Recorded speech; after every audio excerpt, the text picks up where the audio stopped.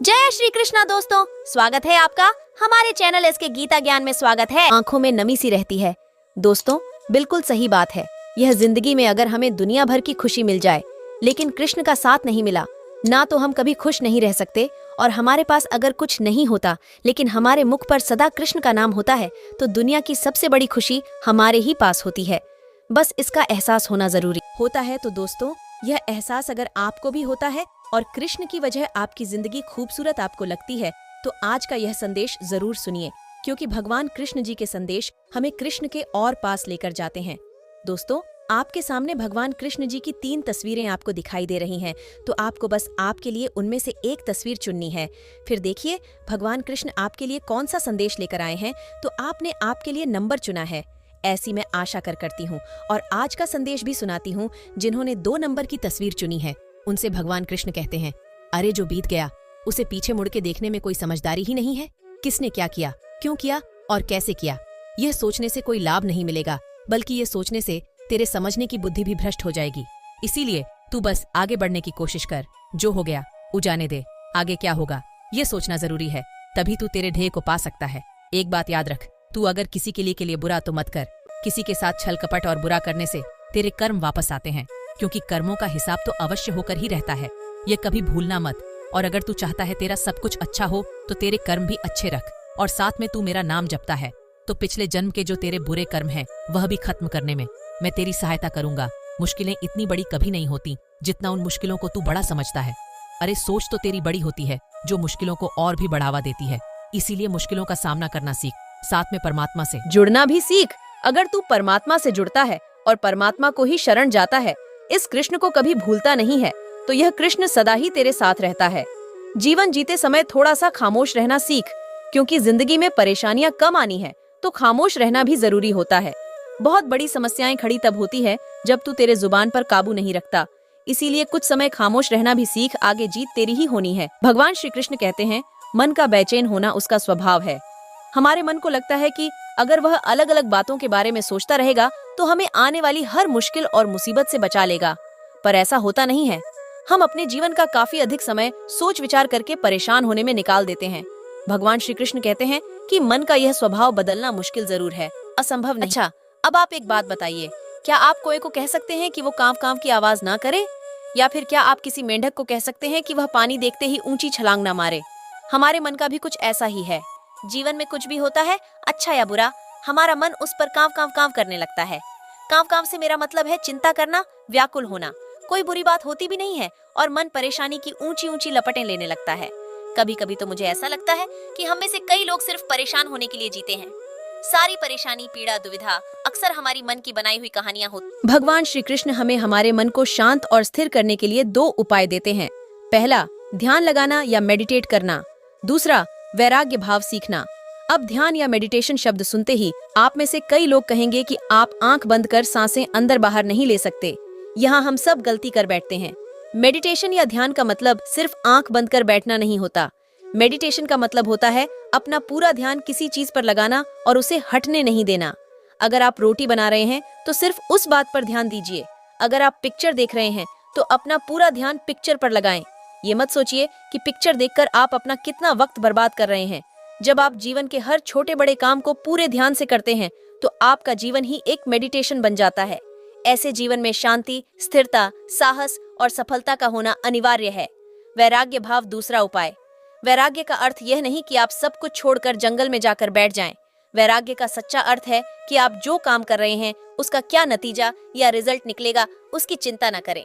जैसे अगर आपने कोई इंटरव्यू दिया, आप यह कर सकते हैं कि पूरे मन से तैयारी करें और अपना बेस्ट देकर आ जाएं। वह नौकरी मिलना या ना मिलना आपके हाथ में नहीं है। इस नतीजे के पीछे अलग अलग चीजें हैं जो आपके बिल्कुल कंट्रोल में नहीं। तो जिस चीज के बारे में आप कुछ कर नहीं सकते उसके बारे में चिंता भी ना करें। यही वैराग्य का सच्चा मतलब होता है। और यही है भगवान श्री कृष्ण का दूसरा उपाय, मन को चिंता की लपटों से बचाने का। याद रखिए, आप पूरे के पूरे इंसान हैं, समझदारी, संयम और कुशलता से भरे इंसान।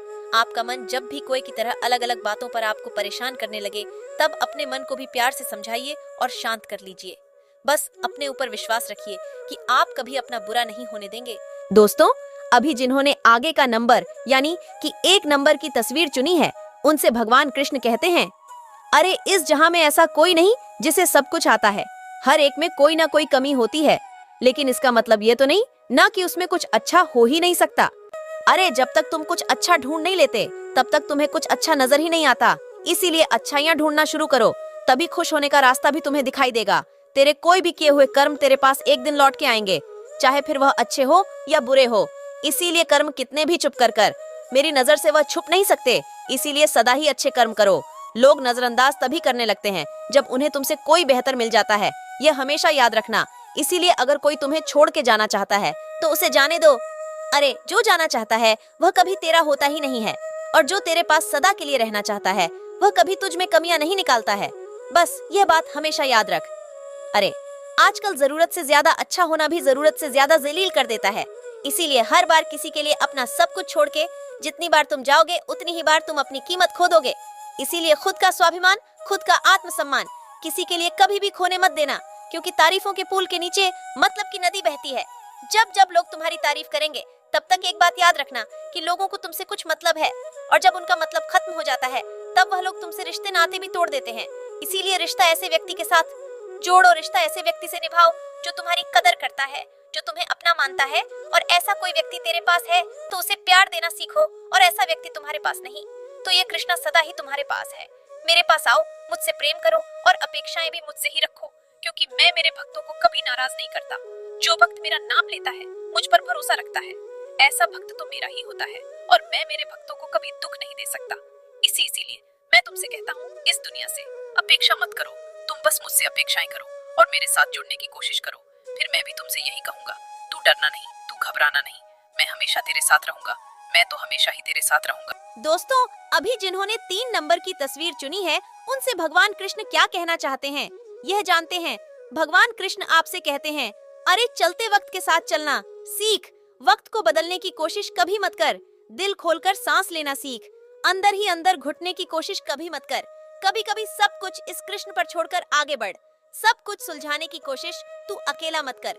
बस जिंदगी जीने का तेरा हुनर ऐसा रख कि लोगों को लगे त्र हार रहा है, लेकिन वास्तव में जीत तेरी ही हो। अरे भले ही सपना एक होगा तेरा, लेकिन उसमें मुश्किलें हजारों आएगी, लेकिन वह मंजर बड़ा ही खूबसूरत होगा। जब कामयाबी तेरे पास शोर मचाएगी, तेरी जिंदगी में अगर कोई कठिनाई नहीं आ रही है तो मान ले तू एक साधारण व्यक्ति है, लेकिन बार बार तुझे तकलीफ मिल रही है तो खुद ही की पीठ थपथपा और बोल कि तू एक योद्धा है। इसीलिए संघर्ष और लड़ाई तेरे हिस्से आई है, और अगर संघर्ष के साथ तू मेरा नाम लेता है, मुझसे जुड़ने की कोशिश करता है और ईमानदारी साथ में रखता है, तो मैं तुझसे हमेशा एक ही बात कहूंगा, तू डरना नहीं, तू घबराना नहीं, मैं हमेशा तेरे साथ रहूंगा, मैं हमेशा तेरे साथ रहूंगा। श्री कृष्ण कहते हैं कि मनुष्य को कभी भी अहंकार नहीं करना चाहिए। अहंकार मनुष्य से वह सब करवाता है जो उसके लिए सही नहीं है। अंत में यह अहंकार ही उसके विनाश का कारण बनता है। इसलिए जीवन में जितना जल्दी हो सके अपना अहंकार त्याग देना चाहिए। गीता में श्री कृष्ण कहते हैं कि किसी भी इंसान का पतन उस समय शुरू हो जाता है जब वो अपनों को गिराने की सलाह गैरों से लेना शुरू कर देता है। गीता में लिखा है, सरल व्यक्ति के साथ किया गया छल आपकी बर्बादी के सारे द्वार खोल देता है। चाहे आप कितने भी बड़ी शतरंज के खिलाड़ी क्यों ना हो, लेकिन सरल व्यक्ति के साथ किए गए छल के परिणाम आपको भुगतने ही पड़ेगा। श्री कृष्ण कहते हैं कि इस धरती पर कर्मों की चपेट से न तो कोई बचा है और न ही बचेगा। जिसने जैसा किया है उसे वैसा भरना ही होगा। आज नहीं तो कल उसके कर्म उसके सामने जरूर आएंगे। श्री कृष्ण के अनुसार किसी का साथ न मिलने पर कभी भी निराश नहीं होना चाहिए, क्योंकि कोई दे या ना दे, ईश्वर हर मुश्किल घड़ी में साथ देता है। गीता में श्री कृष्ण कहते हैं कि जब अत्याचारों को मुस्कुराकर सहा जाता है तो उस इंसान का बदला भगवान स्वयं लेते हैं। इसलिए किसी भी परिस्थिति में मुस्कुराना नहीं छोड़ना चाहिए। गीता में जीवन के सार का वर्णन बहुत ही विस्तार से किया है।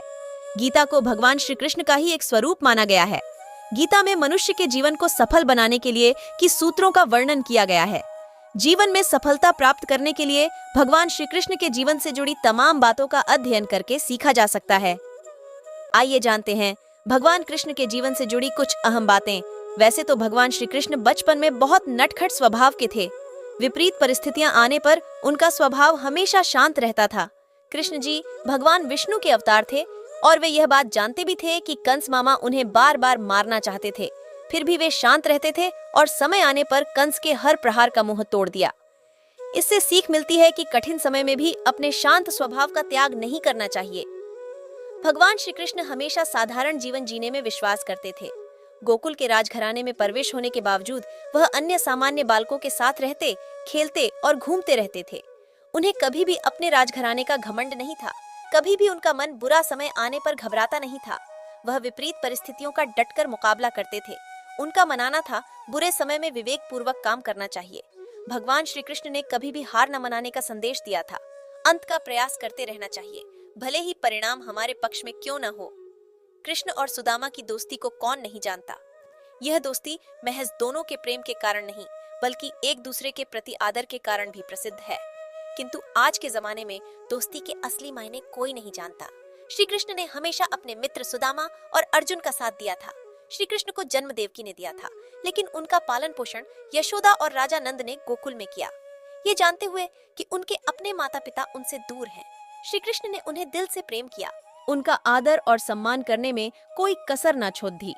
दोस्तों, भगवान कृष्ण जी का आज का संदेश आपने सुना होगा, तो भगवान कृष्ण ने हमें बहुत ही एक अच्छी बात सिखाई है। वह हमसे कहते हैं कि अगर जिंदगी में संघर्ष आता है तो हम कोई साधारण व्यक्ति नहीं, हम एक योद्धा हैं, और योद्धा तो सबकी नजर में ऊपर के स्थान पर होता है।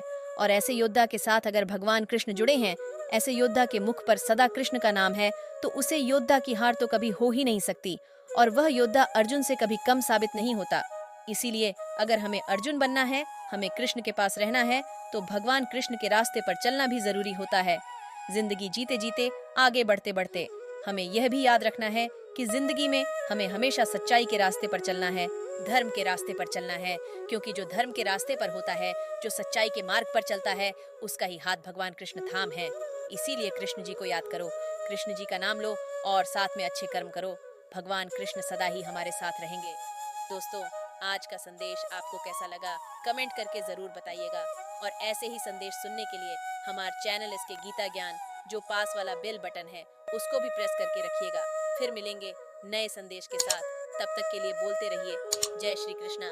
जय श्री कृष्णा। वीडियो देखने के लिए बहुत बहुत शुक्रिया।